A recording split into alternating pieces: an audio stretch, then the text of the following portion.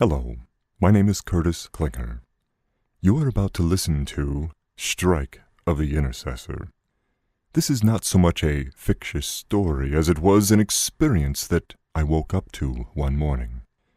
If you are faint of heart, you may not want to listen. He was ugly. No, not just ugly. Hideous, grotesque, and repulsive. Red boils festered on his coal-black skin. His eyes were volcanoes filled with molten hate. He was hairless and naked.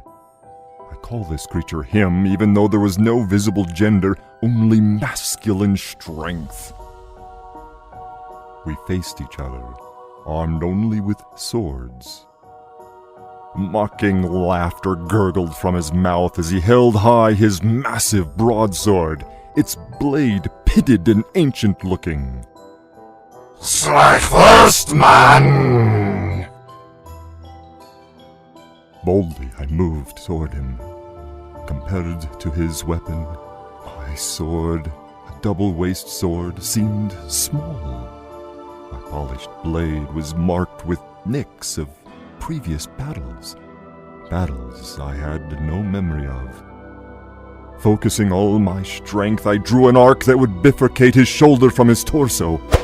My sword easily passed through him, as if he were smoke. "Fool!" He snarled, and with a flat of his blade, he batted me. "I am real. You are not. You cannot win this battle."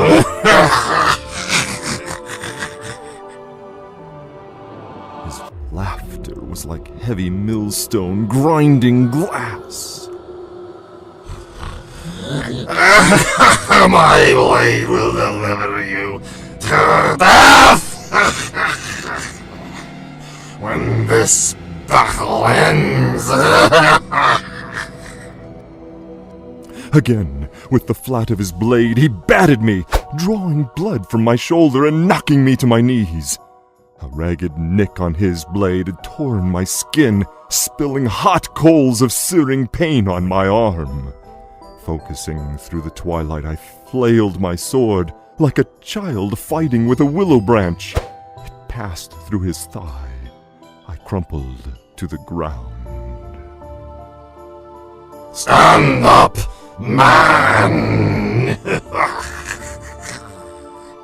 He prodded me with the tip of his blade.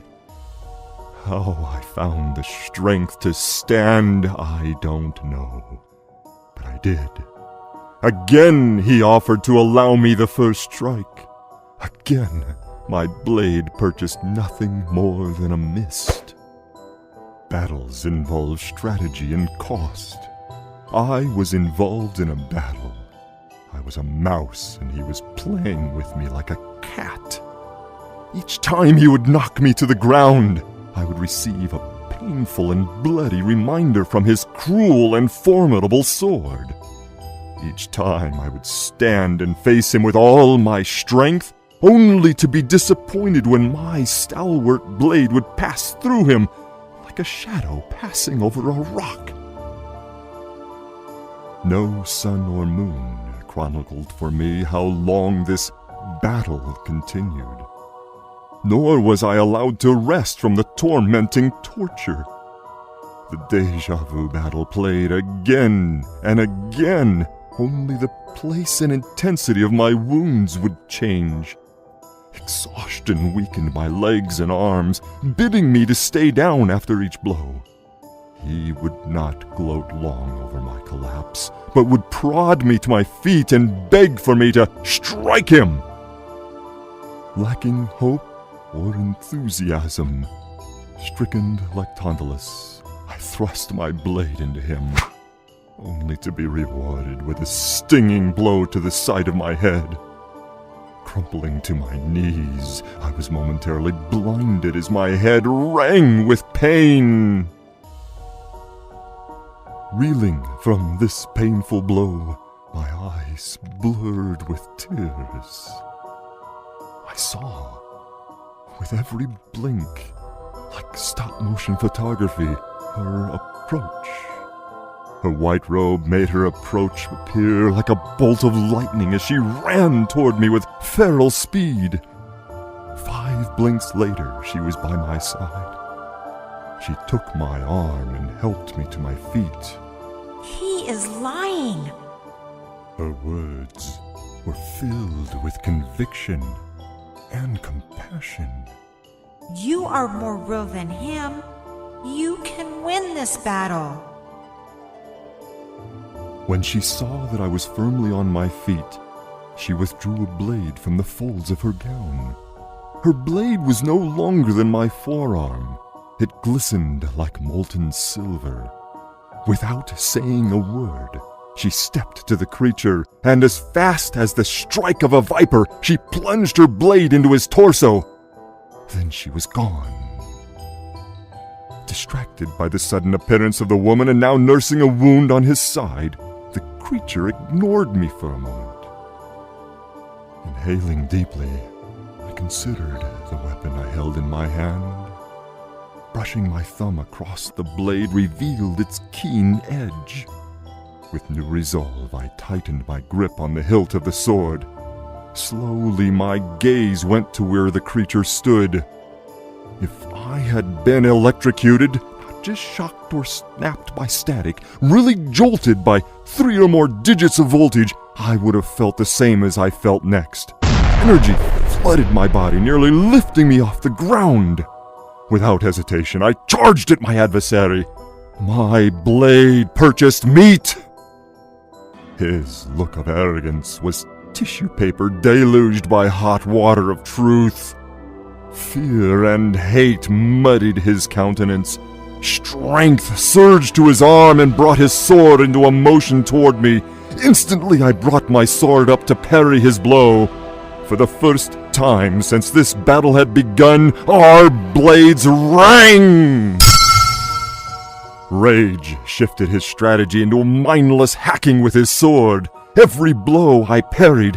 At first his blows jolted my frame. Soon, however, his pounding weakened, or I became stronger. When the shift occurred was a blurred moment. He began to parry my blows.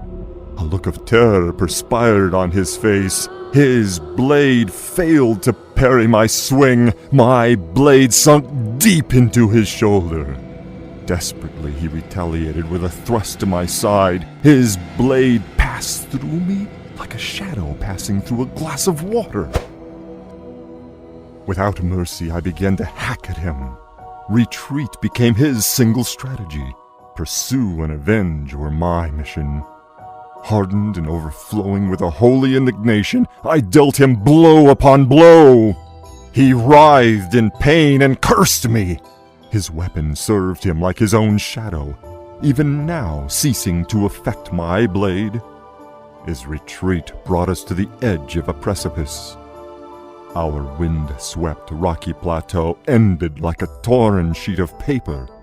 Stretching without end to the left and to the right was a ragged cliff edge that dropped into darkness. Striking with my blade low to his legs caused him to crumple to the ground. He writhed like a stricken worm under my every blow. You cannot kill me! I will recover, and then I will come for you, and I will be stronger than...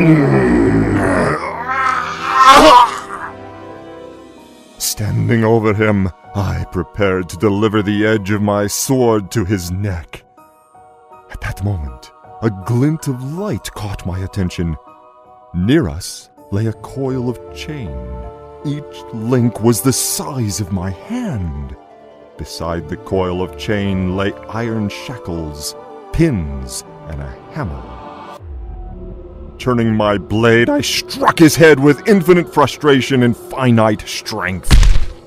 I understood now that he was like me, an eternal being. Leaving him where he lay, dazed by my blow, I strode to where the chain lay. Put your chains on, man! He tried in vain to lift his head. Secure them tightly to your feet and hands, and finish my work. And let loose its anchor and let it take you to your end.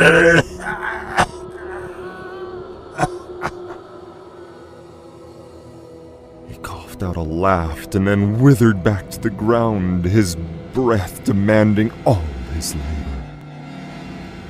Examining the chain, I realized that his words had betrayed the device of the chain. Like a snake's tail, a length of chain ran out from beneath the coil. It traced a path to the cliff edge where it held fast by a stake driven into the ground.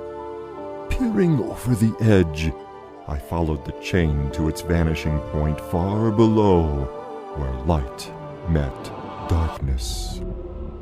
Sheathing my sword, I returned to the coil of chain. Uncoiling the chain, I pulled it to where my adversary lay, and I dropped it onto him. Fool! This chain won't work on me. It's made for you! Ignoring his rant, I went about my task and retrieved the shackles and hammer. First, I secured his ankles. Pounding the pin through the lock anchored the chain to the shackle. He tried to resist me in vain as I clamped his wrists into the shackle and locked the chain to it. I wove his sword through the links of the chain. If you release me, I will be your ally. I will stand beside you and fight for you.